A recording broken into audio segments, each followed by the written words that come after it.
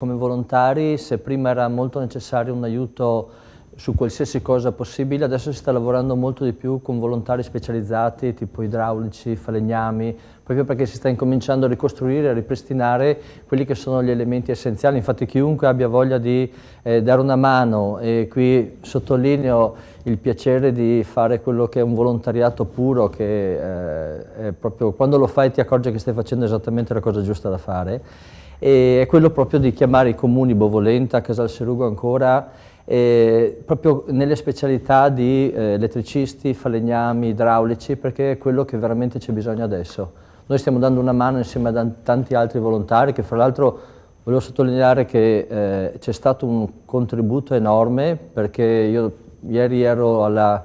Bar Bianco, lo chiamo io, la chiamano la Casa della Felicità, dove a Casalserugo, nella zona artigianale, c'è questa tenda che dà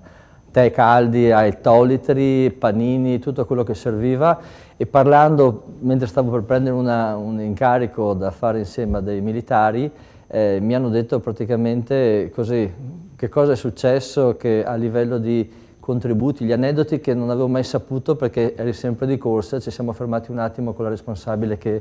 l'Argenide, che prende gli incarichi per le varie necessità,